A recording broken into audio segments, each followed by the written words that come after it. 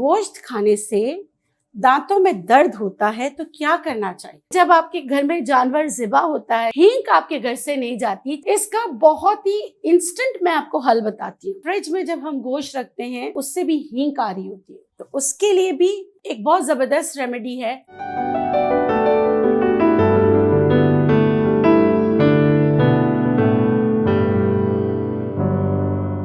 बिस्मिल्लाहिर्रहमानिर्रहीम, अस्सलाम वालेकुम। इस उम्मीद के साथ मेरी सोशल मीडिया फैमिली खैरियत से होगी। मैं हूं नेचुरोपैथ डॉक्टर बिल्किस। आज का मौजू है बकरा ईद और आपकी सेहत। ये मौजू पे मैं तकरीबन बीइंग अ नेचुरोपैथ, आपको पता है मैं होम्योपैथिक प्रैक्टिस भी करती हूँ, हर्बलिस्ट भी हूँ, ऑल्टरनेटिव मेडिसिन डॉक्टर हूँ। तकरीबन हर साल अपनी प्रैक्टिस में मैं लोगों को बताती रहती हूँ, लेकिन आज फिर बता रही हूँ। सवाल आया है कि गोश्त खाने से दांतों में दर्द होता है तो क्या करना चाहिए? बिल्कुल सही है, कुछ लोगों को गोश्त खाने से या बड़े का गोश्त खाने से दांतों में शदीद दर्द होता है। इंस्टेंट रिलीफ मैं आपको बताती हूँ। आपने अदरक का जूस जो होता है ना, अदरक का जूस वो सरसों के तेल में मिला के लगा लें, या गोश्त खाने के बाद अदरक का टुकड़ा जरूर चबाएं। ये रेमेडी आपके दांतों की तकलीफ को कम करने में मदद करेगी। दूसरा सवाल हमारे पास है कि बाज लोग ये पूछ रहे हैं कि क्या गोश्त खाने से कॉन्स्टिपेशन हो सकता है? बिल्कुल, गोश्त की ज्यादती ना सिर्फ कॉन्स्टिपेशन बल्कि डायरिया भी कर सकता है। कुछ लोगों को कॉन्स्टिपेशन हो जाता है, कुछ लोगों को ज्यादा गोश्त खाने से डायरिया हो जाता है। इन दोनों का तोड़ क्या है? आपका पेट सही होना चाहिए। गोश्त खोरी, देखिए आप हमेशा गोश्त ना अपना मैदा समझ के खाएं। सही, एक ही दिन तो बकरा ईद साल में एक दफा आती है, इसका ये मतलब नहीं कि पूरा दिन आप जो है ना गोश्त खाते रहे। मैं आपको बेहतरीन कहवा बनाना बताती हूँ, जो आप गोश्त खाने के बाद पिएंगे तो इंशाल्लाह आपको मतलब कि जो उसका भारीपन है, चाहे डायरिया आपको होता हो, चाहे आपको कॉन्स्टिपेशन होता हो, चाहे आपको गोश्त खाने से पाइल्स का मसला यानी बवासीर हो जाती हो, उन सब में ये कहवा आपकी मदद करेगा। कहवा बनाने का तरीका बहुत आसान है। आपने लेने 10 से 15 पुदीने के पत्ते लेने, एक बड़ी इलायची लेनी, छोटी इलायची नहीं, एक बड़ी इलायची लेकर उसको अच्छी तरीके से कूट ले। फिर आप पुदीने को जैसे चॉप करके आप और क्या करना है, कप में रखना है, बड़ी इलायची भी इसी में डालनी है, आधा चम्मच सफेद जीरा कूट के इसमें डालना है, और आधा चम्मच जो है आपने इसमें डालना है सौंफ, और पिंच अजवाइन बहुत लाजमी है, इसमें डालिएगा, और 2 नींबू का रस निचोड़ दीजिएगा। उसके बाद इसमें डालें खौलता गर्म पानी। ये सारी चीजें अपने कप में रखिए, खौलता गर्म पानी डालें, आपकी बेहतरीन कहवा तैयार हो गया। ये कहवा गोश्त खाने के बाद जरूर इस्तेमाल कीजिएगा, इससे आपको बहुत फर्क पड़ेगा।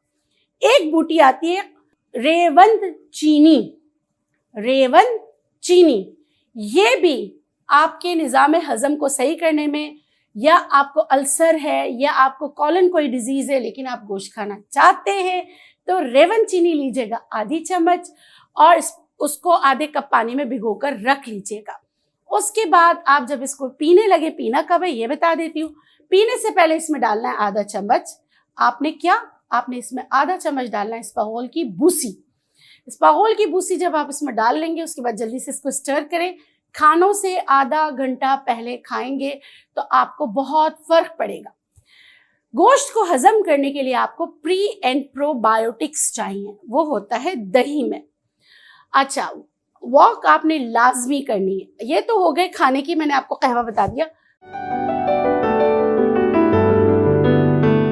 अब आती हूँ मैं अपनी बहनों की तरफ, जो जब आपके घर में जानवर ज़िबा होता है, जब आप गोश्त बांट लेते हैं तो एक हींग आपके घर से नहीं जाती, चिचलान जो है वो किचन में भी आ रही होती है, गैरेज में या जहाँ जानवर आपने ज़िबा किया है वहाँ से बड़ी चिचलान आ रही होती है। इसका बहुत ही इंस्टेंट मैं आपको हल बताती हूँ। आपने क्या करना है, कॉफ़ी, क्योंकि देखिए गर्मियाँ इतनी कॉफ़ी पी तो नहीं जाएगी ना, लेकिन कॉफ़ी की जो खुशबू होती है वो जो आपकी उसकी गोश्त की या खून की जो चिचलान है उसको ख़त्म करने में आपकी मदद करेगी। आपने क्या करना है, 2 चम्मच भर के कॉफ़ी लेना है और 2 ग्लास पानी लेना है। कॉफ़ी को उसमें मिक्स करके अच्छी तरीके से ढक के उसको उबालें। ढक के आपने उबाला, उबालने के बाद जब वो उबल गया तो उसके बाद आपने क्या किया, उसको ठंडा किया। ठंडा करके स्प्रे बॉटल में आपने डाल दिया। स्प्रे बॉटल में डालने के बाद आप अपना पूरा एरिया, किचन एरिया और आपका वो एरिया जहाँ आपने जानवर ज़िबा किया है, वहाँ पे ये कॉफ़ी वाला स्प्रे जो है आप कीजिएगा। आपको यकीन करें जो स्मेल है वो ख़त्म हो जाएगी। अब कुछ लोग कहेंगे हम कॉफ़ी घर में नहीं है तो नींबू जो है, नींबू के छिलके बहुत सारे लेके उसको उबाल के फिर उसको ब्लेंडर में डाल के ब्लेंड करके इससे आप पोछा लगाइएगा। इससे भी फ़र्क पड़ता है। सख्त पुदीना भी बहुत अच्छा होता है मक्खियाँ भगाने में और जो है ना गोश्त की हींग जो है उसको ख़त्म करने में। तो ये छोटी छोटी टिप्स हैं जिससे जो है ना आपका बकरा ईद जो है ना वो आसान हो सकती है। वैसे एक बात बताऊँ, गोश्त जमा नहीं करना चाहिए। गर्मियाँ हैं, गर्मियों में गोश्त जमा नहीं करें, आपका गोश्त ख़राब हो सकता है। आप किसी को गोश्त देना चाहते हैं तो आप जब गोश्त बांटें तो उसको धोकर नहीं बांटें। आप उसको धोएंगे ना तो उसमें पानी की वजह से जो कंटेमिनेशन हो जाएगी, उसकी वजह से गोश्त जल्दी ख़राब हो सकता है। इसकी जगह आप क्या करेंगे, अदरक लहसुन का पेस्ट बना कर ना आप गोश्त में लगा लें। धोने के बाद अगर आप धो रही हैं तो धोने के बाद अदरक लहसुन अजवाइन सफ़ेद ज़ीरा, ये ऐसा मसाला है जो हर जगह लगा सकते हैं। और नमक, ये सब मिक्स करें। आप बोलेंगे कितना कितना, तो मैं आपको 1 किलो का बता देती हूँ। तो आप वो जो 1 किलो का फिर आप मल्टीप्लाई कर सकते हैं या इसको कम कर सकते हैं।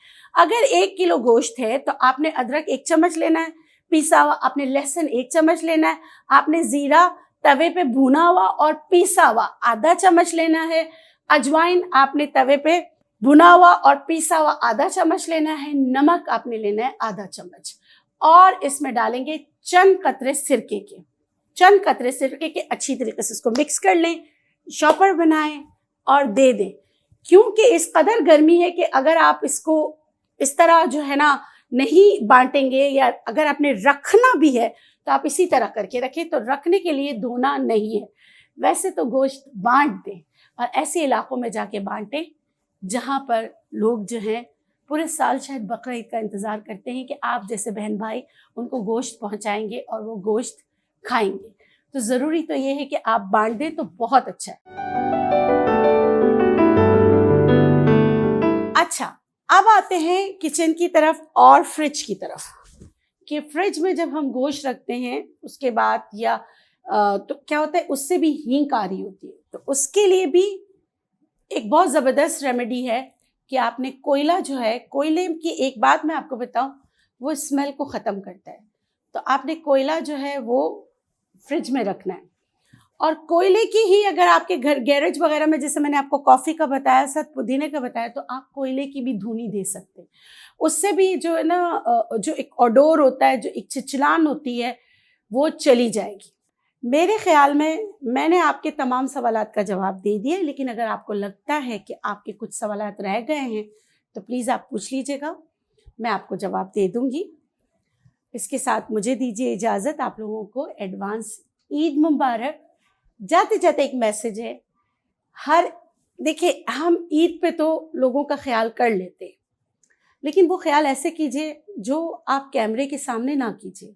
आजकल तो एक बिरयानी भी देते ना, तो हमने उसकी तस्वीर लेनी होती है, तहशीर करनी होती है।